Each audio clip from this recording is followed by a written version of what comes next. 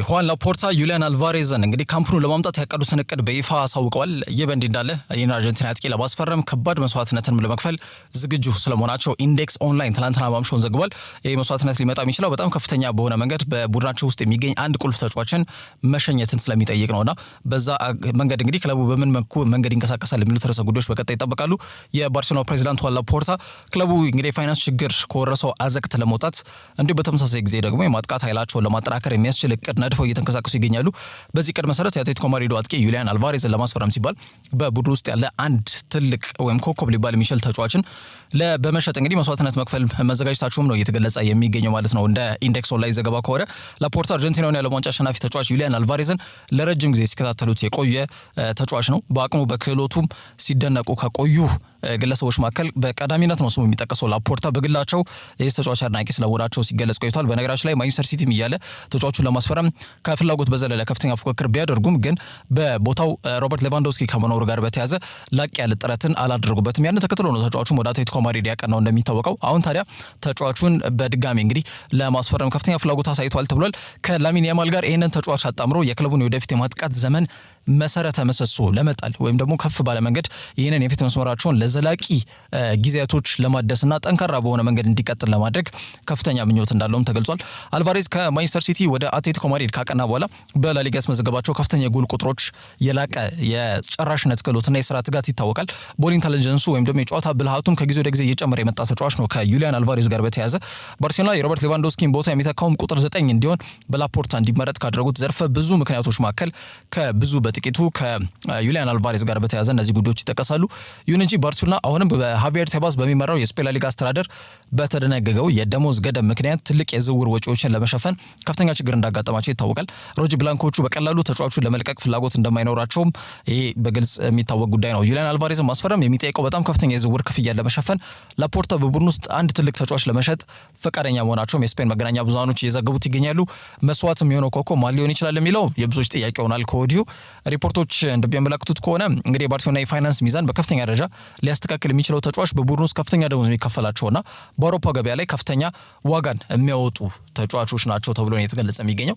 ምንም እንኳን ስሙ ማን ይሆናል ወይም ደግሞ ማን ነው የሚለው ተጫዋቹን በይፋ ባይጠቀስም ተንታኞች ግን የመሃል ሜዳው ተጫዋች ፍራንኪ ዲዮንግ ወይም ደግሞ የክንፍ አጥቂው ራፊኒያ የመሳሰሉ ተጫዋቾች ከሁለቱ አንዳቸው ለመስዋዕት የሚሆኑ ተጫዋቾች ሊሆኑ እንደሚችሉ የተገለጸ ይገኛል። እነዚህን ተጫዋቾች በመሸጥ የሚገኘው ከፍተኛ ገንዘብ እና የሚለቀቀው የደሞዝ ክፍያ ጋር በተያያዘ ለአልቫሬዝ ዝውውር የሚያስፈልገው መንገድ ይከፍታል ተብሎ ይገመታል። ፍራንኪ ዲዮንግ በዝውውር ገቢው ላይ ከፍተኛ ውጪን ያስገኛል ወይም ከፍተኛ ገቢን ያስገኛል ተብሎ አይገመትም። አንደኛ እድሜውም እየሄደ ይገኛል። እዛ በተጨማሪ ያው ለአንድ ዓመት ውል አድሷል። ከአንድ ዓመት በዘለለ ግን በካምፕኑ ጸንቶ ይቆያል የሚለው ራሱን የቻለ ትልቅ ጥያቄ ነው። ራፊኒያ ግን አሁንም ባለው ወቅታዊ ሁኔታ በገበያው ላይ እድሜውም ገና 27 ከመሆኑ ጋር በተያያዘ ይጠበቃል ወይም ደግሞ ከፍተኛ ገቢ ያስገኛል ተብሎ ከሚጠበቁ ተጫዋቾች መካከል አንዱ ነው። ስለዚህ ከሁለቱ አንዱን ወይም ሁለቱንም ሊሆንም ይችላል ሊሸኙ ይችላሉ ባርሴሎናዎች ተብሎ ይገመታልና በዛ መንገድ ዩሊያን አልቫሬዝ መዳረሻው ስፖቲፋይ ካምፕኑ እንዲሆን ለማድረግ መጠነ ሰፊ እንቅስቃሴዎችን መጀመራቸው የተገለጸ ይገኛል። የአትሌቲኮ ማድሪድ አመራሮች የአልቫሬዝን የዝውውር ወሬ ለማቆም ሲሉ የተጫዋቹን ውል ለማሻሻል ቢፈልጉም የባርሴሎና ፕሬዚዳንት ግን ይህንን እንግዲህ ምኞታዊ ዝውውር ለማሳካት ቁርጠኛ ሆነው መገኘታቸውን የዝውውሩን ይበልጥ እንግዲህ አጧጥፎታል ብለን እናነሳው እንችላለን። ዩሊያን በ2004 ክረምት ወር ላይ ነበረ ሪያል ሜትሮፖሊታኖ የደረሰው። ከዛ በኋላ እንግዲህ በ71 ጨዋታዎች 38 ጎል አስቆጥሮ 12 ኳሶችን አመቻችቶ በማቀበል በጣም ጥሩ የሚባል የግል ጊዜን እያሳለፈ ይገኛል። ለዋንጫ የሚጓጓ ተጫዋች አይደለም ዩሊያን አልቫሬዝ፣ ግን ዋንጫ ማንም አይጠላም። ተጫዋቹ እንደሚታወቀው የትኛውም እግር ኳስ ተጫዋች በህይወት ዘመኑ በእግር ኳስ ህይወቱ ማሳካት የሚፈልገውን የዓለም ዋንጫን ጨምሮ የሶስትዮሽ ክብረን ማንቸስተር ሲቲ ሲያሳኩ በ2022 በ2023 የውድድር ዘመን ላይ የስብስቡ አካልና ዋና ተዋናይ ከነበሩ ተጫዋቾች መካከል አንዱ እንደነበር ይታወቃል። ከዩሊያን አልቫሬዝ ጋር በተያያዘ በአትሌቲኮ ማድሪድ እስከ 2030 የሚያቆይ ውል አለው። ስለዚህ ተጫዋቹን በእጃቸው ለማስገባት ባርሴሎናዎች ኪሳቸውን በደንብ እንግዲህ መፈተሽ መቻል ይኖርባቸዋል። ከፍተኛ ዝውውር ነው ማቅረብ ያለባቸው። እንግዲህ ምናልባት ከአንቷን ግሪዝማን በኋላ እንግዲህ ወደ ባርሴሎና ያቀና ሁለተኛው የአትሌቲኮ ማድሪድ ተጫዋች ሆናል ባለፉት ጥቂት ዓመታት የሚለው ሀሳብ በብዙዎች እየተነሳ የሚገኝ የረሳ ጉዳይ ነው። የተጫዋቹ ወኪል ፈርናንዶ ሂዳልጎ ተጫዋቹ ለጊዜው በአትሌቲኮ ማድሪድ ባለው ቆይታ ደስተኛ መሆኑን ቢናገርም የባርሴሎና ፍላጎት ግን ቀልባቸውን እንደሳበው ግን አልደበቀም። ለወደፊት የሚሆነውን እናያለን ሲል ለባርሴሎና ደጋፊዎች ተስፋ የሚያለመልም ሀሳብ ሰጥቷል። እንግዲህ ዩሊያን አልቫሬዝ ስፖቲፋይ ካምፕኑ እንዲደርስ የተነደፈው ይህ ትልቅ ፕሮፖዛል ግቡን ይመታል ወይ የሚሉት ጉዳዮች በቀጣይ የሚታዩም የሚጠበቁም ይሆናል። ከዛ ውጪ ዴክላን ራይስ ለነገው ተጠባቂ ጨዋታ እንደሚደርስና ክለቡን አርሰናልን አርሰናልን ለማገልገል ዝግጁ እንደሚሆን ተናግሯል። እንግዲህ እንግሊዝ አስደናቂ አማካይ መስመር ተጫዋች ሆኖ ዴክላን ራይስ በቡድኑ ውስጥ የማይተካ ሚናን ከሚወጡ ተጫዋቾች መካከል አንዱ ነው። የቡድኑ ሞተር እንዲሁም የቡድኑ ወሳኝ ተጫዋች እንደሆነ ይታወቃል። ታዲያ ከትላንትና በስቲያ በለንደን ደርቢ ከብሬንትፈርድ ጋር ባደረጉትና 2-0 በሆነ ውጤት ባሸነፉበት ጨዋታ ላይ መጠነኛ ጉዳት አጋጥሞት ከሜዳ ተቀይሮ ለመውጣት መገደዱ አይዘነጋም። እንግዲህ ሚኬል አርቴታ ከጨዋታው መጠናቀቅ በኋላ ያው እንዳያችሁት የተራመደ መውጣቱ መልካም ነገር ነው፣ ግን የእግር ጡንቻው አካባቢ የተሰማው ነገር እንዳለ ነግሮኛል። ስለዚህ በዚህ ሁኔታ ቅዳሜ እንዲጫወት አንፈቅድለትም ሲል መናገሩ አይዘነጋም። ከዚሁ ከብሬንትፈርድን ካሸነፉ በኋላ በሰጠው የድህረ ጨዋታ ጋዜጣዊ መግለጫ ሀሳቦች ጋር በተያያዘ ማለት ነው። እንግዲህ ብዙዎችም ጥያቄ ሲያነሱ ነበረ። ምክንያቱም የ15ኛ ሳምንት የእንግሊዝ ፕሪሚየር ሊግ ጨዋታዎች ነገ ጀምሮ ይከናወናሉ፣ እረፍት አልባ በሆነ መንገድ ማለት ነውና ነገ በእነሱ ምሳ ሰዓት በእኛ ደግሞ 9 ሰዓት ሲል የሊጉ መሪ ቡድን አርሰናል ወደ ቪላ ፓርክ ይጓዛሉ። በጣም ጥሩ አቋምና ጥሩ መነቃቃት ላይ ከሚገኙት አስቶን ቪላዎች ጋር ጨዋታቸውን የሚያደርግ ይሆናል። ታዲያ ተጫዋቹ ከስካይ ስፖርቱ ጋዜጠኛ ጌሪ ኮቴሬል ጋር በነበረው ቆይታ ምንም አሰልጣኙ አይሰለፍም ቢልም እሱ ግን ወደ ሜዳ እንደሚመለስና በእርግጠኝነት የቀዳሚውን ጨዋታ በቋሚነት እንደሚጀምር ማረጋገጫ ሰጥቶበታል ማለት ነው። ያለነው እያንዳንዱ ጨዋታን እንደ ሞት ሽረት የምንመለከትበት ጊዜ ላይ ነው የምንገኘው። ስለዚህ መጠነኛ ጉዳት ነው ያጋጠመኝ፣ አሁን ደህና ነኝ፣ ስለዚህ በቋሚነት ተሰልፋለሁ ብዬ ገምታለሁ ሲል ሀሳብ ሰጥቷል ዴክላን ራይስ። ይህ ተጫዋች ለክለቡ የሚሰጠው ሚና አይተኬ ነው። በጣም በአጭር ጊዜ የወጣበትን 105 ሚሊዮን ፓውንድ በወራቶች እድሜ የመለሰ ተጫዋች በሚል በብዙዎች በአርሰናል ደጋፊዎች ከሚወደሱና በአጠቃላይ በዓለም አቀፍ ደረጃ ላይ በዚህ ሰዓት ምርጥ ከሚባሉ የአማካይ መስመር ተጫዋቾች ተርታ ስሙ የሚሰለፍ ተጫዋች እንደሆነ ይታወቃል። ስለዚህ ተጫዋቹ በሙሉ ጤንነት ማግኘት አለብን የሚለው ሀሳብ የሚኬል አርቴታ ሀሳብ ማለት ነው ውሃ ቢያነሳም ግን ተጫዋቹን ምናልባት አለመኖሩ ወይም ደግሞ ማይሰለፍ ከሆነ ግን የሚፈጥረው ክፍተትና ተጋጣሚያቸው ደግሞ አስቶን ቪላ ከመሆኑ ጋር በተያያዘ ማለትም እንደ አስቶን ቪላ አይነት ጠንካራ ቡድኖች እያንዳንዱ ክፍተት ለመጠቀም ጥረት ሊያደርግ የሚችል አይነት ቡድን ነው። ያ ደግሞ ለአርሰናል እንደ ስጋት እንዳይጋረጥባቸው ማለት ነው ሲሉ የግድ እንግዲህ ተጫዋቹን ማሰለፍ ውዴታ ግዴታ ውስጥ ይገባሉ ተብሎ እየተገለጸ ይገኛል። ይህም ሀሳብ ጎን ለጎን እየተሰነዘረ ነው የሚገኘው ከዴክላን ራይስ ጋር በተያያዘ በቀድሞ አርሰናል አሰልጣኝ የሚሰለጥኑት አስቶን ቪላዎች በአስደናቂ ወቅት አቋም ላይ ነው የሚገኙት። በዚህ ሰዓት በ7 ነጥብ 3 ያርጃ ላይ ተቀምጠው ይገኛሉ። አሰልጣኙ ስፔናዊ ኡናይ ኤምሪ እንግዲህ ሚኬል አርቴታ ላይ ታክቲካሊ በላይነቱን ሲወስድ በተደጋጋሚ ይስተዋላል። ይህም በቁጥር ለመደገፍ ያህል ባለፉት 5 ግንኙነታቸው እንግዲህ 3 ጊዜ ኡናይ ኤምሪ ነው ሚኬል አርቴታ ላይ በላይነቱን መውሰድ የቻለው። አንድ ጊዜ ሚኬል አርቴታ ድል ቀንቶታል ከኡናይ ኤምሪ ጋር በተያያዘ እንግዲህ አንድ ጊዜ ደግሞ ጨዋታቸውን ባቸው ውጤት ተከባብሮ አጠናቀዋል። እንግዲህ ጊዜው የስፔናውያን አሰልጣኞች ነው። ረቂቅ ውስብስብ መንገዶችን የሚያስቡ እንዲሁም ደግሞ ጥሩ አቅም ያላቸው ስፔናውያን አሰልጣኞች ናቸው በዓለም አቀፍ ደረጃ ላይ ያሉት። ከነዛ መካከል ሁለቱ እንግዲህ ሚኬል አርቴታና ኡናይ ኤምሪ ነው እንግዲህ እርስ በርስ የሚገናኙት በነገው ዕለት ማለት ነው። ወሳኝ ምዕራፍ ላይ ሁለቱ ቡድኖች እንግዲህ ነገ 9 ሰዓት ላይ የሚያደርጉት ጨዋታ የፕሪሚየር ሊጉ መክፈቻም ብቻም ሳይሆን ተጠባቂ መርሃ ግብር ስለመሆኑ ማንሳት ያስፈልጋል። ከዛ ውጭ ግን ከዊሊያም ሳሊባ ጋር በተያያዘ ይህ ተጫዋች ያለፉትን 2 መርሃ ግብሮች ላይ አልተሰለፈም። እረፍት በደንብ እንዲያገኝና ከጉዳቱ ሙሉ ለሙሉ እንዲያገግም በማሰብ እንደሆነ ይታወቃል። ከቼልሲና ከብሬንትፈርድ ጋር በተደረጉት የለንደን ደርቢ ጨዋታዎች ላይ ከቼልሲ ጋር መጠነኛ ጉዳት አጋጠመው ተብሏል። ከዛ ውጭ በብሬንትፈርድ ከትናንትና በስቲያ በተደረገው ጨዋታ ላይም ከስብስቡ ውጪ እንዲሆን ተደርጎ እንደነበር ይታወቃል። ጨዋታውንም ከጋብሪኤል ማጋሌሽ ጋር በመሆን ሲከታተል መቆየቱ አይዘነጋምና በነገው መርሃ ግብር ላይ ግን ምናልባት ከፒሮ ሂንካፔ ጋር ተጣምሮ ወደ ሜዳ የሚሰለፈው ተጫዋች ይሆናል ተብሎ ነው የሚገመተው። አርሰናል ቤት ግን አንድ ተጫዋች ሲመለስ አንድ ተጫዋች ይጎዳል፣ አንድ ተጫዋች ሲመለስ አንድ ተጫዋች ይጎዳል። የተለመደው ነው እየታየ ይገኛል። ክሪስቲያን ሙስኬራ ጉዳት እንዳጋጠመው ይታወቃል። ይህ ተጫዋች በተለይ ዊሊያም ሳሊባ ባልነበረባቸው ሁለቱን ጨዋታዎች ተሰልፎ በቋሚነት ከፒሮ ሂንካፔ ጋር የተጣመረው ተጫዋች እንደሆነ ይታወቃል። እንግዲህ አንድ አመቱ ስፔናዊ ተከላካይ በብሬንትፈርድ ጨዋታ ላይ ጉዳት አጋጥሞት ከሜዳ ተቀይሮ ለመውጣት መገደዱ አይዘነጋም። ዩሪያን ቲምበር ነበረ ቦታውን የተካው። ያው ሁለገብ ተጫዋች ከመሆኑ ጋር በተያያዘ በጣም ውጤታማ በሆነ መንገድ ጥሩ እንቅስቃሴ በማድረግ አርሰናል ጎል ሳይቆጠርባቸው እንደወጣ ይታወቃል። አሁን ሙስኬራ ደግሞ ሲጎዳ ዊሊያም ሳሊባን ከጉዳት መልስ አርሰናል ያገኛሉ ተብሎ ይገመታልና አንድ ተጫዋች ሲጎዳ አንድ ተጫዋች የሚያገኙበትን እንቆቅልሽ መች ነው የሚፈታው ሲሉ የአርሰናል ደጋፊዎች በስፋት በማህበራዊ ሚዲያ ላይ እየጠየቁ ይገኛሉ። ይህ ጨዋታ ግን ነገ 9 ሰዓት ይደረጋል። ፒሮ ሂንካፔ ከዊሊያም ሳሊባ ጋር በመሀል ተከላካይ ስፍራ ቦታ ላይ ሊጣመሩ የሚችሉበት እድል ግን ሰፊ ስለመሆኑ እየተገለጸ ይገኛል። ከዛ ውጭ ማንቸስተር ሲቲዎች ፊል ፎደን በክለባቸው ጸንቶ እንዲቆይ የሚያስችለውን አዲስ ውል ሊያቀርቡለት ስለመሆናቸው የተገለጸ ይገኛል። ሲቲዝኖቹ እንግዲህ ፊል ፎደን የወደፊት ዕጣ ፈንታ ለማስጠበቅ በአዲስ ውል ዙሪያ ድርድሮችን ሊጀምሩ ስለመሆናቸው ተገልጿል። እንግዲህ በፔፕ ጋርዲዮላ የሚመሩት ማንቸስተር ሲቲዎች በክለቡ አካዳሚ የወጣውን ወሳኝ ኮከብ ተጫዋቻቸውን ፊል ፎደን ጋር አዲሱን ለመፈራረም ውይይቶችን በቅርቡ ለመጀመር እንግዲህ ዝግጅቶቻቸውን ማጠናቀቃቸው የተገለጸ ይገኛል። የእንግሊዛዊ ሁለገብ የፊት መስመር ተጫዋች ሆነው ፊል ፎደን እንግዲህ በሳት 25 ዓመቱ ላይ ነው የሚገኘው። ከሲቲዝኖቹ ጋር ያለው ውል በ2027 ይጠናቀቃል። በየክለቡ አመራሮች ተጫዋቹ ለረጅም ጊዜ በኤቲሃድ ስቴዲየም ለማቆየት ከፍተኛ ፍላጎት እንዳላቸው ይታወቃል። ይህም ፎደን በማንቸስተር ሲቲ ቀጣይ ተተኪ የሚሆነው ወጣት ስብስብ ላይ ቁልፍ ተጫዋችና የክለቡ ታማኝ ምልክት ሆኖም እንዲቀጥል ለማድረግ እየታሰበ ነው ተብሎ ነው እየተገለጸ የሚገኘው ማለት ነው። አሰልጣኝ ፔፕ ጋርዲዮላ በፎደን ብቃት እንዲሁም ለክለቡ ባለው ታማኝነት እጅግ ደስተኛ ከሆኑ ግለሰቦች መካከል አንዱ ነው። ይህንን በተደጋጋሚ ሲገልጽ መቆየቱ አይዘነጋም። በቅርቡ በሰጠው መግለጫ ላይ እሱ ልዩ ተጫዋች ነው፣ የክለቡ አካዳሚ ወጣት ተጫዋች እንደሆነ ይታወቃል። ስለዚህ ህይወቱ ሙሉ እዚህ እንደሚቆይ ተስፋ አድርጋለሁ በማለት ተጫዋቹ ለማቆየት እንግዲህ ክለቡም ከፍተኛ ጥረት እንደሚያደርግ አመላካች የሆኑ ሀሳቦችን መሰንዘሩ አይዘነጋም። ፎደን በዚህ ውድድር ዘመን በጣም ጥሩ የሚባል አስደናቂ ብቃት እያሳየ ይገኛል። ወደ ቀድሞ አቁሙ እየተመለሰ እንደሚገኝ አመላካች ጉዳዮች ናቸው። ያ የክለቡን አመራሮች ውል የማደስ ሂደቱን እንዲያፋጥኑ አነሳስቷቸዋል። ሪፖርቶች እንደሚያመላክቱት ከሆነ እንግዲህ ፎደን በቡድን ውስጥ የሚኖረው ሚናን መሰረት ባደረገ መንገድ ከፍተኛ የደሞዝ ጭማሪ የተደረገበትን ውል እንደሚቀርብለትም ይጠበቃል። በክለቡ ውስጥ ከፍተኛ ገቢን ከሚያገኙ ተጫዋቾች ተርታም የሚሰለፍበት ሁኔታም ይመቻቻል ተብሎ እየተገለጸ ይገኛል። ማንቸስተር ሲቲ በዚህ ውድድር ዘመን እንደሚታወቀው ከኤርሊንግ ሃላንድ ጋር እንግዲህ ተጫዋቹ ለ9 ዓመት የሚቆይ ኮንትራት ውል እንዳደሰ ይታወቃል። ያው 9 ዓመት በሲቲ ቤት ጸንቶ ይቆያል ሳይሆን ግን በተለይም እንደዚህ አይነት ረጅም ኮንትራቶችን መስጠት በእግር ኳስ ያልተለመደ እንደነበር ይታወቃል። ቼልሲም በዛው መንገድ ነው እየተቃኘ የሚገኘው። ማንቸስተር ሲቲዎች ደግሞ ኤርሊንግ ሃላንድን ለ9 ዓመት እንግዲህ በኤቲሃድ ጸንቶ የሚያቆየውን ውል እንዲፈርም እንዳደረጉ ይታወቃል። ስለዚህ ፊል ፎደንም በዛው መንገድ እንዲቃኝና ማለትም አሁን ካለው ኮንትራቱ አለፍ ብሎ ማለትም ከ2030 እና ከዛ በላይ ለሚሆን ጊዜ በክለባቸው ጸንቶ እንዲቆይ ለማድረግ ከፍተኛ እንቅስቃሴ እንደሚያደርጉ ነው እየተገለጸ የሚገኘው ማለት ነው። ይህም የክለቡን ዋና ዋና ተጫዋቾች ለቀጣይ በክለባቸው ጸንተው እንደሚቆዩ ማረጋገጫ ለማግኘት ትልቅ ዋስትና ይሰጣል ተብሏል። የክለቡ የውስጥ ምንጮች እንደሚጠቁሙት ደግሞ ከሆነ የውል ድርድሩ ወይም ደግሞ ውሉ እንዲያድስ ለማድረግ እየተፈለገ የሚገኘው ይፋ ንግግር በፍጥነት ይጀምራል ተብሏል። ተጫዋቹ ራሱም ከማንቸስተር ሲቲ ውጪ ሌላ ቦታ ወይም ሌላ ክለብ የመጫወት ፍላጎት የለውም ተብሏል። በዚህ ምክንያት ስምምነት ላይ ለመድረስ ብዙ ጊዜ ይፈጅባቸዋል ተብሎ አይገመትም። ከዛ ውጪ ሲቪያ የስፖርታዊ ጨዋነት ቅጣት ተላልፎባቸዋል ተብሏል። እንግዲህ በስፔን ላሊጋ በተጠናቀቀው ሳምንት መጨረሻ ላይ በስፔን ደርቢ እንግዲህ ሪያል ቤቲስ 2-0 በሆነ ውጤት ወደ ራሞስ ሳንቶስ ፒጁዋን ስቴዲየም አቅርተው አሸንፈው እንደተመለሱ ይታወቃል። በዛ ብራ ግብራይ ደጋፊዎች ያልተገባ ባሪ መባሳየታቸው ምክንያት ነው ቅጣቱ ተላልፎባቸዋል ተብሎ የተገለጸ የሚገኘው። የስፔን እግር ኳስ ፌዴሬሽን በወጣው መግለጫ መሰረት ደጋፊዎች ባዕድ ነገሮችን ወደ ሜዳ ወርዋል ተብሏል።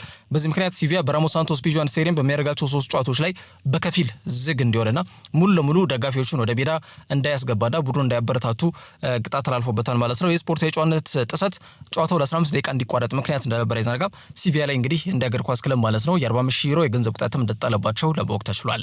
ከዛ ውጪ ትሬንት አሌክሳንደር አርኖልድ ለ2 ወር ከሜዳ እንደሚርቅ ተገልጿል። እንግሊዛዊ የቀይ መስመር ተመላላሽ የተከላካይ ስፍራ ተጫዋች ነው። ትሬንት አሌክሳንደር አርኖልድ ወደ ሪያል ማድሪድ ካቀና በኋላ ተጫዋቹ በነጩ ማሊያ በተደጋጋሚ ጉዳት እያጋጠመው እንደሚገኝ ይታወቃል። ባሳለፍነው መስከረም ወር ላይ ባጋጠመው ጉዳት ከ2 ወር ከሜዳ ርቆ ከሰሞኑ ነበር እንግዲህ በሙሉ ጤንነት ስብስቡን የተቀላቀለው። ታዲያ ከትላንትና በስቲያ ሪያል ማድሪድ ወደ ሳን ማሜስ ተጉዘው በሜዳቸው ጠንካራ የሆኑትን አትሌቲኮ ቢልባኦችን 3-0 በሆነ ውጤት ካሸነፉ በኋላ ከጨዋታ ብልጫ ጋር እንግዲህ የእግር ጡንቻ ህመም እንዳጋጠመው የሚታወስ ጉዳይ ነው። ከሜዳ ተቀይሮ ወጥቶ ነበር በሁለተኛው አጋማሽ ላይ ወደ 58ኛው ደቂቃ ገደማ። ያን ተከትሎም በተለይ ፌዴሪኮ ቫልቬርድ የእሱን ቦታ እንዲሸፍንና እንዲሁም ደግሞ አንድ አማካይ ተጫዋች ቀይረው ወደ ሜዳ እንዳስገቡ ይታወቃል ሪያል ማድሪዶች። ታዲያ አሁን ማድሪድ ዩኒቨርሳል እንደዘገበው ከሆነ እንግሊዛዊ የቀይ መስመር ተመላላሽ የተከላካይ ስፍራ ተጫዋች ነው ትሬንት አሌክሳንደር አርኖልድ በ2025 ሳይጠናቀቅ ወደ ሜዳ እንደማይመለስና እስከ 8 ሳምንት ወይም ደግሞ እስከ 2 ወር ድረስ ከሜዳ ሊርቅ የሚችልበት እድል እንዳለ ገልጿል ማለት ነው። እንግዲህ ተጫዋች ባሳለፍነው ክረምት የዝውውር መስኮት ነበር እንግዲህ በነፃ የልጅነት ክለቡ ሊቨርፑልን በመልቀቅ ሪያል ማድሪድ የተቀላቀለው። ወደ ሎስ ብላንኮሶች ያደረገውን ዝውውር ካከናወነ በኋላ የእስካሁኑ ቆይታው በጉዳት የተፈተነበት እንዲሁም ደግሞ የጨዋታ ጊዜም በበቂ መልኩ ያላገኘበት መሆኑን በግልጽ መናገር ያስፈልጋል ከትሬንት ጋር በተያያዘ ማለት ነው። የስፔኑ ካፒታል ሎስ ማሪንጌዎቹ ሪያል ማድሪዶች በዚህ ቦታ ላይ የሚጫወተው አንጋፋ ተጫዋቻቸው የ35 ዓመቱ ስፔናዊ ዳኒ ካርቫልም ጉዳት ላይ የሚገኘው ሌላ ተጫዋች እንደሆነ ይታወቃል። እንደነ አንቶኒዮ ሩዲገር አይነት ተጫዋቾች ከሜዳ ከጉዳት የተመለሱት በቅርቡ ነው። እንደነ ዴቪድ አላባ፣ ዲን ሃውሰን መሰል ተጫዋቾችም አሁንም ጉዳት ላይ እንደሚገኙ ይታወቃልና ትሬንት አሌክሳንደር አርኖልድ ደግሞ ከመስከረም ወር ባይሴፕስ ፌሞሪስ ከእግር ጡንቻ ህመሙ ደግሞ ተላቀቀ ሲባል ከ2 ወር በኋላ በድጋሚ እንደገና ሌላ ጉዳት አጋጥሞታል። ስለዚህ ተጫዋቹም ለተወሰኑ ጊዜያቶች ከሜዳ ይርቃል ተብሎ ነው የሚገመተው። ቀደም ብዬ እንዳነሳሁት 2 ወር ኤስቲሜትድ ታይሙ ነው ወይም ደግሞ የጊዜ ገደቡ ቢያንስ እስከ 2 ወር ይሆናል ተብሎ ነው የሚጠበቀውና እንደተለመደው እንግዲህ የቡድኑ አምበል ፌዴሪኮ ቫልቬርድ ያለ ቦታው ይህንን መስመር የመሸፈን ኃላፊነት በቀጣይ መርሃ ግብሮች ላይ ይረከባል ተብሎ ይገመታል። ከዛ ውጪ ውጤታማ እንቅስቃሴን ማድረግ ያልቻሉት የሰሜን ለንደኑ ክለብ ቶትናም አሰልጣኝ ቶማስ ፍራንክ ቡድኑ በሚያሳየው እንቅስቃሴ እንዲያሻሽል የጊዜ ገደብ እንደተሰጣቸውና በዛ የጊዜ ገደብ ውስጥ ግልጽ በሆነ መንገድ ቡድኑን እንቅስቃሴ ማሻሻል የማይችሉ ከሆነ እንግዲህ ለስንብት እንደሚቀርቡ እየተገለጸ ይገኛል። ለክለቡ ቅርብ የሆነው ምንጭ ማርቲን ክሎክ ይህን ነገር በዝርዝር በማምሻውን እንግዲህ በፊት ገዙ ይዞት የወጣው መረጃ ያመላክታል። የእንግሊዝ ፕሪሚየር ሊጉ ክለብ የሆነው ቶትናም ስፐርስ ዋና አሰልጣኝ የሆነው ቶማስ ፍራንክ ወዲያውኑ ከስራ የመባረር አደጋ በይሳት አልተደቀነበትም፣ ግን ክለቡ እንቅስቃሴና ውጤት አፈጻጸም መሻሻል መቻል እንደሚኖርበትና ለዛም የጊዜ ገደብ እንዳስቀመጡለት እየተገለጸ ይገኛል። እንግዲህ ለክለቡ ቅርብ የሆነው ጋዜጠኛ ማርቲን ክሎክ ማምሻውን በፊት ገጹ የወጣው መረጃ ይህንን ጉዳዮች በዝርዝር የሚያብራራ ነው። ቶማስ ፍራንክ በሰኔ ወር 2025 ነው ብሬንትፈርድ ለቀው ቶትናምን የተቀላቀሉት ማለት ነው። በነገራችን ላይ ፕሪሚየር ሊጉ ነገ ይመለሳል። ቶትናም ደግሞ ከብሬንትፈርድ ጋር ነው ጨዋታቸውን የሚያደርጉት። ስለዚህ የቀድሞ ክለባቸውን የሚያገኙ ይሆናል። ይህ በእንዲህ እንዳለ በተለይ ብሬንትፈርድ ለቀው ቶትናምን ሲረከቡ ያስቀመጡት ውል በኮንትራክት ከ2028 2028 ድረስ በ3 ዓመት ውል እንግዲህ በሰሜን ለንደን እንደሚቆዩ ማረጋገጫ እንደሰጡ ይታወቃል። ሆኖም የቶትናም የቅርብ ጊዜ ውጤቶች መዋዠቅ እንዲሁም በሊጉ በተደረጉ 13 ጨዋታዎች 18 ነጥብ ብቻ ነው የሰበሰቡት። አሁን ባለው ወቅት ሁኔታ በፕሪሚየር ሊጉ የደረጃ ሰንጠረዥ 12 ደረጃ ላይ ተቀምጠው ይገኛሉ። ያ ደግሞ ደጋፊዎቹና በክለቡ ዘንድ አመራሮች ዘንድ ማለት ነው ከፍተኛ ጥያቄንም እየፈጠረ ይገኛል። የዚህ መነሻው በሰሜን ለንደን ደርቢ በከተማ ተቀናቃኛቸው አርሰናሎች የደረሰባቸው የ4-1 ሽንፈትና በሜዳቸው ደግሞ በፉላም 2-1 በሆነ ውጤት የተሸነፉበት መርሃ ግብር ተጠቃሽ ነው። የቶትናም ባለቤቶች ማለትም የጆ ሉዊስ ቤተሰብና የክለቡ አመራሮች ፍራንክን መሾማቸው የረጅም ጊዜ የፕሮጀክቱ አካል ወይም እቅድ እንዲሆን የታሰበ ቢሆንም ውጤቶቹ ግን መስተካከል እንዳለባቸው ያምናሉ። ክለቡ በፍጥነት እዚህ ውሳኔ ላይ በመወሰንና አሰልጣኙን በማሰናበት ምንም አይነት ፍላጎት የለውም። እንግዲህ አንዳንድ ምንጮች አሰልጣኙ የመሰናበት ስጋት አለበት ምናምን በሚል መረጃዎችን ይዘው ሲወጡ እንደነበር የሚታወቅ ጉዳይ ነው። ማርቲን ክሎክ ያው ለቶትናም በጣም ቅርብ የሆነው ግለሰብ ነው። ስለዚህ በዚህ ሰዓት የስንብት ስጋት የተጋረጠበት አሰልጣኝ አይደለም፣ ግን ውጤቱን እንዲያሻሽል የጊዜ ገደብ ተቀምጦለታል ተብሏል። 54 ዓመት ላይ ነው የሚገኘው የዴንማርክ ግለሰብ ቀደም ሲል በብሬንትፈርድ ከዛ ውጪ በብሮንድ ቢ እንግዲህ ጥሩ የሚባል ስራዎችን እንደሰራ ይታወቃል። ግን እነዚህን ጥሩ የሚባል ስራዎች ከመሰራትና ከማሳየቱ በፊት ግን ደካማ ውጤቶችን አስመዝግቦ ነው ከዛ በኋላ ነው ስኬታማ ቡድን መገንባት የቻለው። ስለዚህ ስፐርስን በዛ መንገድ ሊቃኝ ይችላል በሚል እንግዲህ ባለቤቶቹ ትንሽ ትዕግስት እንደሚያሳዩ ተገልጿል። ዘገባዎች እንደሚጠቆሙት ይህ የጊዜ ገደብ በታህሳስና በጥር ወራት ውስጥ የሚደረጉትን የፕሪሚየር ሊግ በጣም ወሳኝ መርሃ ግብሮች ይመለከታሉ የሚያካትታል ተብሏል። ማለት ዞሮ ዞሮ ፌስቲቭ ፔሪየድ ላይ የሚደረጉ ጨዋታዎችን መሰረት ያደርጋል ተብሏል። በተለይ በጥር ወር መጨረሻ ላይ ክለቡ በፕሪሚየር ሊግ ታላላቅ ቡድኖች ጋር የሚያደርጋቸው ፍልሚያዎች ይጠበቃሉ። የፍሬንክን የወደፊት ጣፋንታ የሚወስናሉ ተብሎ የተገለጸ ነው የሚገኘው። እንግዲህ አንዳንድ ተጫዋቾች ግን የአሰልጣኙን ተደጋጋሚ በሆነ መንገድ ያሰላለፍ ለውጥና የቡድን ጥንካሬዎች በትክክል ያለመጠቀም ስልት ላይ ቅሬታቸውን አንስተዋል ተብሎ የተገለጸ ይገኛል። በመሆኑ ፍሬንክ በቀጣይ ጨዋታዎች ላይ የቡድን አንድነትና አቋም ማስተካከል ጫና እንዳለበት በግልጽ መናገር ያስፈልጋል። የአሰልጣኙን ታክቲክ መረዳት ያልቻሉ ተጫዋቾች ስፐርስ ስብስብ ውስጥ እንዳሉ ነው እየተገለጸ የሚገኘው።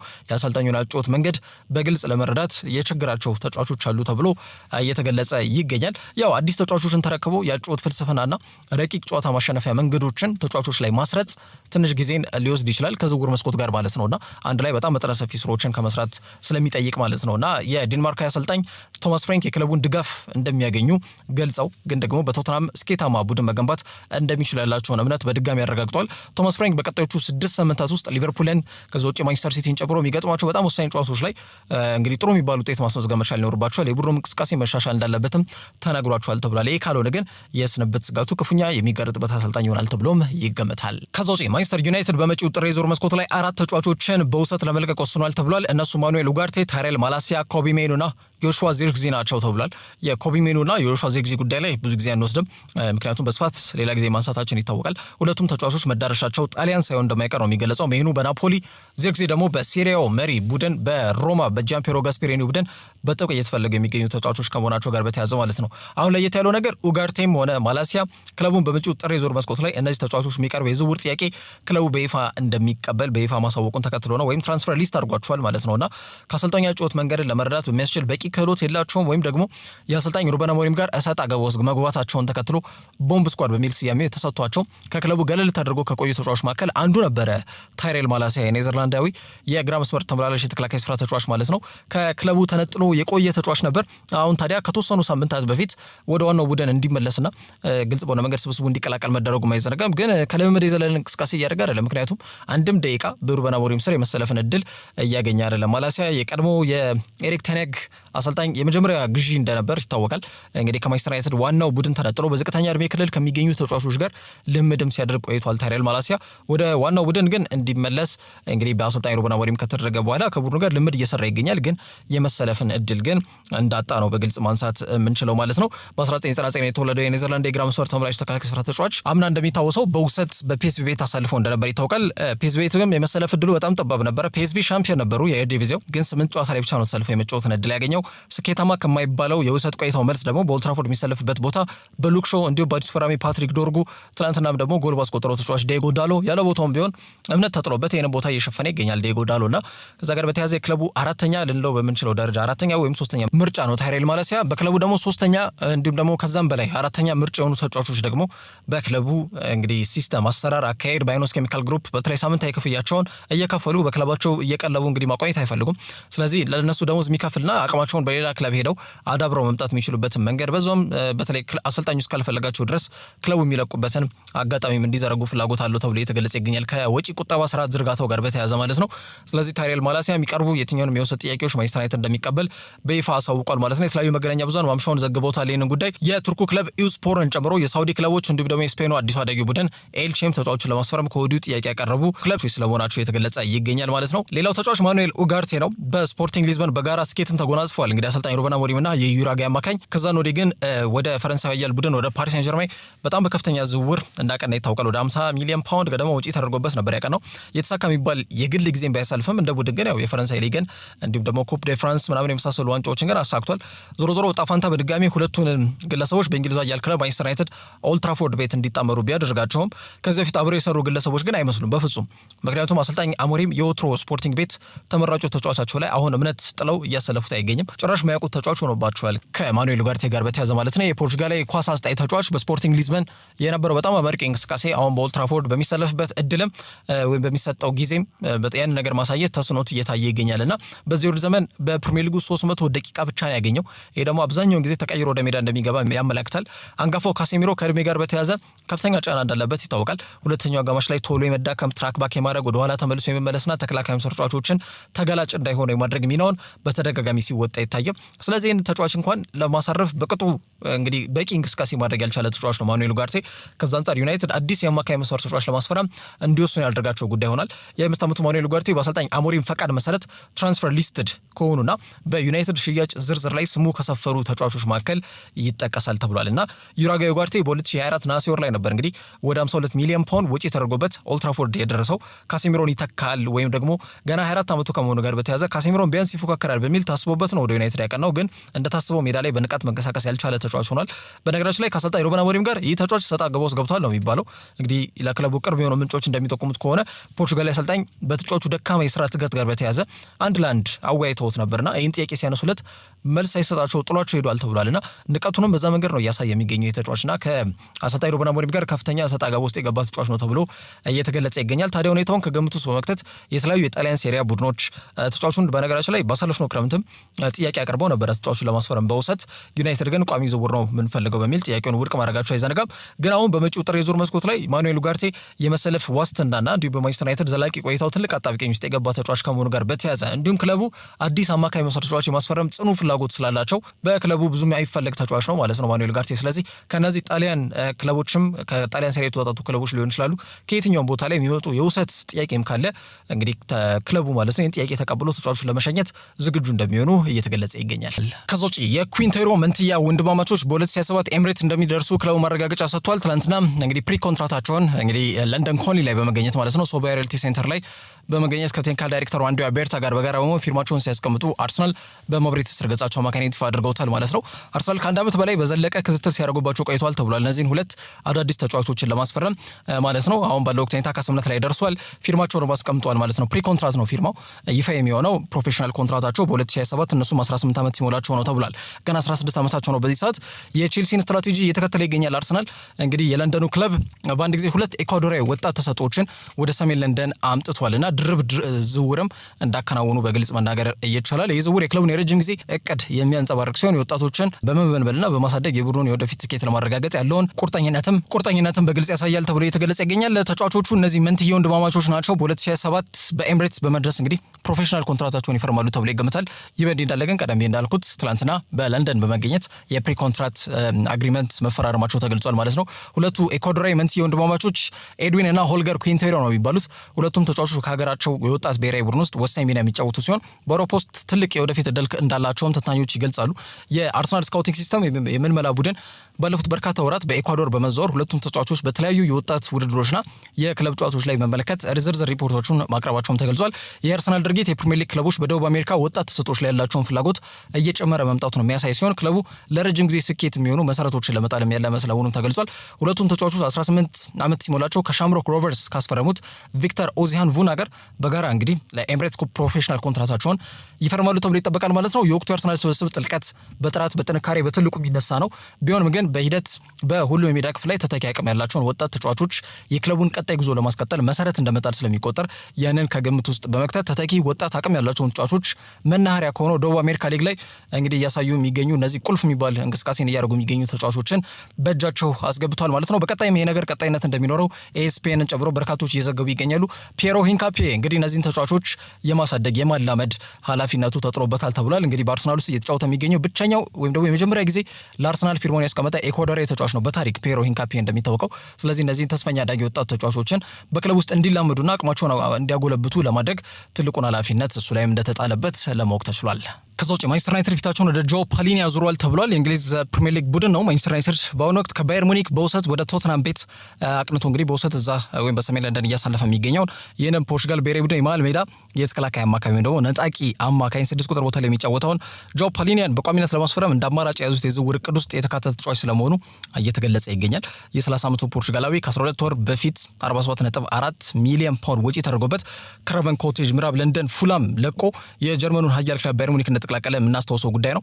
ፓሊኒያ በፉላም በነበረበት ወቅት የፕሪሚየር ሊጉ ካሉ ምርጥ ኳስ አስጣይ መሃል ሜዳ ተከላካይ አማካይ መስጫዎች መካከል አንዱ እንደነበር የሚታወቅ ነው። የብቃቱ ትልቅ የዝውውር ሂሳብ ወጪ እንዲደረግበት ምክንያት ሆኖ ወደ ጀርመኑ ባየር ሙኒክ እንዲዘዋወር አድርጎት ነበረ። ይሁን እንጂ በባየርን ያሳለፈው ጊዜ ከጠበቀበት በታች ሆኗል። ከዛ በተጨማሪ በቦታው በጣም ፉክክር ገጥሞታልና የመሰለፍን እድልም በሰፊው ማግኘት አልቻለም። ይህንን ተከትሎ መጠነኛ አቋም መዋዠቅም ያጋጠመው ተጫዋች ሆኗልና ባሳለፍነው ክረምት የዝውውር መስኮት ላይ በውሰት በድጋሚ ወደ ፕሪሚየር ሊጉ በመመለስ ቶትናምንም ተቀላቅሎ ይገኛልና ፖርቹጋላዊ የቀድሞ የቶትናም መሃል ሜዳ ተጫዋች ነው ፔድሮ ሜንዴዝ ስለ ፓሊኒያ የተናገረበት መንገድ እንዳለ ይታወቃል። የረጅም ጊዜ ቆይታ አይኖረውም የሚል ሀሳብ ነው የሰነዘረው። ግን ፕሮፐር ነምበር 6 በጣም ትክክለኛ ተፈጥሯዊ ነጣቂ አማካኝ እንደሆነ ግን ማስመር ያስፈልጋልና በእርግጠኝነት እኔ በቶትናም ቆይታ ያደርጋል ብዬ አልገምትም የሚል ሀሳብ ሰንዝሯል። እንግዲህ ሜንዴዝ ከሜትሮ ጋር ባደረገው ቆይታ ነው ሀሳብ የሰነዘረው። ፓሊኒያ በማንቸስተር ዩናይትድ በመለከተው ይመስለኛል ለምን አይሆንም ሊሳካ የሚችል ዝውውር ነው በማለት የዝውውሩ እድል ሰፊ መሆኑን በስፋት ገልጿል። በተጨማሪ ሜንዴዝ ፓሊኒያ የካሴሚሮን ቦታ ለመተካት እንደ አማራጭ ሊታይ የሚችል ተጫዋች ስለመሆኑ ተጠቁሟል። እንግዲህ ዩናይትድ የአማካኝ መስመራቸው መጠናከር እንዳለበት የትላንትናው የዌስትሃም የአማካኝ መስመር ተጫዋች የነበረው ማጋሳ እንግዲህ በግልጽ ያመለክታል። አንደኛ ፕሌየር ኦፍ ዘ ማች የጨዋታው ኮከብ ተብሎ የተመረጠው የዌስትሃም አማካኝ ወይም ደግሞ የዌስትሃምን 83ኛው ደቂቃ ላይ ጎል ያስቆጠረላቸው ተጫዋች ማጋሳ ነው። በ90 ደቂቃ አንድ ጎል አስቆጥሮ 5 ኢንተርሴፕሽን ነበረው፣ 9 ዱዌሎችን አሸንፏል፣ 8 ፖሴሽን ዎን አድርጓል። ወይም ደግሞ ሉስ ቦሎች አሉ አይደለ፣ በተለይ 50-50 ሆኖ ኳስን ለማግኘት የሚደረገው ጥረት ሙሉ በሙሉ 8 ጊዜ ኳስ ቁጥጥር ወደ ዌስትሃም እንዲሆን አድርጓል ማለት ነውና ከዛ ውጪ 4 ጊዜ ፋውሎች አሸንፏል ወይም ፋውል ተሰርቶበታል 4 ጊዜ ቀደም ቢያዳረሰው 5 ጊዜ ደግሞ ኳስ የማቋረጥ ስራም ሰርቶ ነበር። ማጋሳ ቁጥራዊ መረጃዎች ናቸው ትላንትና። እንደዚህ አይነት ተጫዋች ነው የሚያስፈልገው በቃ ማንቸስተር ዩናይትድ እንደዚህ አይነት ተጫዋች በስብስብ ውስጥ አሁንም አለ ብሎ አፍ ሞልቶ መናገር ብዙ አያስደፍርም እና ዩናይትድ የአማካኝ ክፍላቸውን ለማጠናከርና የተከላካይ መስመራቸው ከፍ ባለ መንገድ ቀጥተኛ በሆነ መንገድ ስጋት ውስጥ የተጋላጭ እንዳይሆን በማድረግ ሂደት ላይ ትልቁን ሚና የሚወጣውን የ6 ቁጥር ቦታ ለማጠናከር ከፍ ባለ መንገድ ልምድ ያለው የመከላከል ብቃቱን በግልጽ ያሳየውን ተጫዋች ለማስፈረም አሰልጣኝ ሩበን አሞሪም ከፍተኛ ፍላጎት አሳይቷል ተብሏል። ለክለባቸው ትልቅ ግባት የሚሆን ተጫዋች ከመሆኑ ጋር በተያያዘ ተጫዋቹን ማስፈረም የሚቻልበት መንገድም ካለ ለቦርዱ እንግዲህ በይፋ መልእክት አስተላልፏል ተብሎ ነው የተገለጸ የሚገኘው። ሪፖርቶች እንደሚጠቁሙት ከሆነ ባየር ሙኒክ ፓሊኒያን በቋሚነት ለመልቀቅ ዝግጁ ናቸው። የዝውውር ዋጋው ወደ 50 ሚሊዮን ፓውንድ ገደማ ሊሆን ይችላል ተብሎ ይገመታል። የገንዘብ ቢቀርብ አይጠሉም፣ ግን ለድርድር ምቹ ናቸው ማለት ዋጋውንም ለመቀነስ ዝግጁ ይሆናሉ ተብሎ ይገመታል ከባቫሪያኖቹ ጋር በተያያዘ ማለት ነው። ምንም እንኳን የፖርቹጋላዊ ተጫዋች በቶትናም ጥሩ አቋም እያሳየ ቢገኝም በውሰት ውሉ ምክንያት ማንቸስተር ዩናይትድ በቀጣይ የጥር ወር ወይም ለቋሚ ዝውውሩ እንዲሳካ ለማድረግ ጥረት ያደርጋሉ ተብሎ ይገመታል ማለት ነው። የአማካኝ መስመር ተጫዋች የቡድኑ ሞተር ክፍል እንደሆነ ብዙዎች ይናገራሉ። በዚህ ሂደት በሙኒክ ቤት የተለያየ አቅምና ክህሎት ያላቸው ተጫዋቾች አሉ። ልምድ ካለው ዮሹዋ ኪሚች አንስቶ እስከ ጎሬትስካ ድረስ ከጎሬትስካ እስከ ተስፈኛው ተጫዋች ፓቭሎቪች በነገራችን ላይ በጣም በቋሚነት የሚሰለፍ ተጫዋች ነው። ገና 22 ዓመት ላይ የሚገኝ ጀርመናዊ ኳስ አስጣይ ተጫዋች ከመሆኑ ጋር በተያያዘ ተመራጩ የቪንሰንት ኮምፓኒ ተጫዋች እንደሆነ ይታወቃልና ቋሚ ተሰላፊዎች ናቸው ኮንራድ ሌመርና አዲሱ ፈራሚ ቶም ቢሾፍ ሳይዘነጉ ማለት ነውና ፓሊኒያ በዚህ ሂደት ራሱን ተጣዋቂ ወንበር ላይ ያገኘው ተጫዋች ይሆናል። ወደ ሙኒክ ቢመለስም ያጣ ፋንታ ነው የሚያጋጥመው። ስለዚህ በባየርን የመመለሻው በር የተዘጋበት ነው የሚመስለው። ተጫዋቹን ማቅናት ብዙም ፍላጎት ይኖራል ተብሎ አይገመትም። ስለዚህ ፓሊኒያ ዋጋውን ቀንሶም ቢሆን የጀርመኑ ኃያል ክለብ ይሸኙታል መባሉ ቶትናሞችም ተጫዋቹን እዛው ክለባቸው ውስጥ በቋሚነት ለማስቀረት ከማንቸስተር ዩናይትድ ጋር ከፍተኛ ላስጨራሽ ትንቅንቅና ፉክክር ያደርጉበታል ተብሎም ይጠበቃል።